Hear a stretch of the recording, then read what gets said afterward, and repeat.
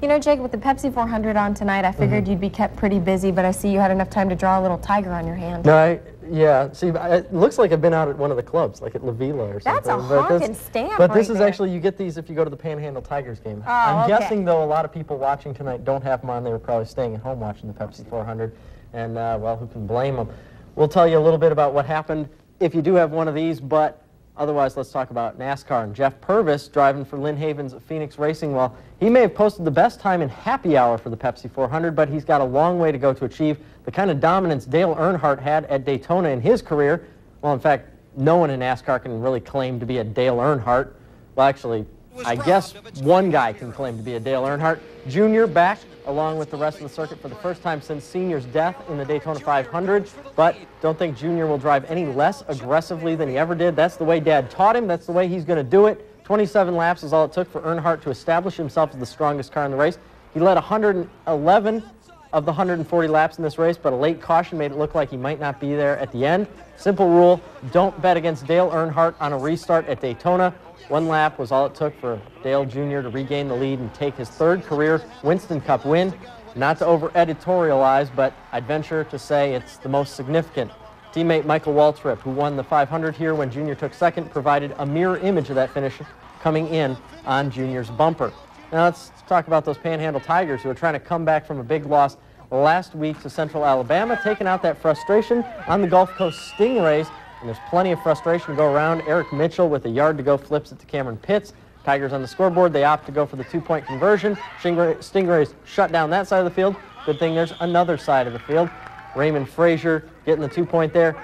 Now, 8-0 Tigers, the Gulf Coast quarterback, not as nimble, fakes the handoff, doesn't fool Mike McCraney. That's a big sack for double nines, and the defense holding its own. Another sack here, this one for Albert Bias, and the Tigers are back on the winning track, 44-14 over the guys from Biloxi. Their record now 3 up and 1 down.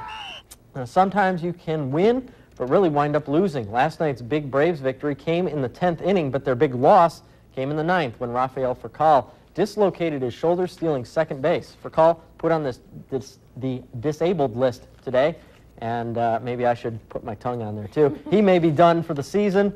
Now, on the other hand, the Red Sox getting their shortstop back. Nomar Garciaparra taking a little batting practice before the game. Sox may not have had Nomar for this, but they did have No-Mo. Strikeout for Hideo, who kept the Braves in check all day. Atlanta not as lucky with their pitching. Scott Hatteberg singling home Troy O'Leary. That's going to put them up 3-0, and Boston pitching is going to do the rest.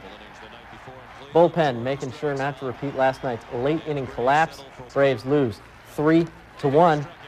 Elsewhere in both the AL and NL East divisions, Marlins and Devil Rays. And you know, my mom always taught me if I can't say something nice, I shouldn't say anything at all.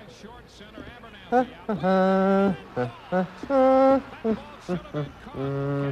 Marlins up 1-0. Believe it or not, Devil Rays strike back. Randy Wynn, this is deep to left center. And, well, now the Rays are up 2-0. They would build on that lead.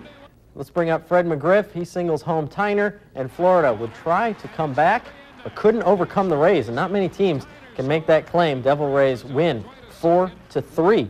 Now, perhaps Wimbledon officials should consider holding the rest of their tournament in a dome like the Marlins and Devil Rays have figured out. At least then they can be sure they'd get things finished. Yesterday's men's semifinal was supposed to be played today and was for about an hour. Then the rain returned and washed out not only the men's semi but the women's final as well.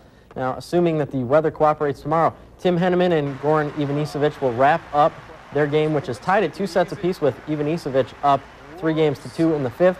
Following that, Venus Williams and Justine Henin will play their final, which is also supposed to take place today. The men's final will be played on Monday. This is only the second time in Wimbledon history an extra day has had to be added. As long as we're over there, let's stay on the other side of the ocean for the Tour de Lens. Or, well, at least it will be soon enough. Christophe Moreau earned the yellow jersey for tomorrow's start of the Tour de France with the best showing in today's time trials, but just 4 seconds behind him, two-time defending champ Lance Armstrong, the favorite to win his 3rd straight. If he does take the win in the 3-week race, Armstrong will be just the 3rd American to win 3 Tours de France, or Tour de France's. I'm not sure what it is, but he'll be the first to win 3 straight. Very cool. Up next, Captain Norm has one last look at the forecast. We'll be right back.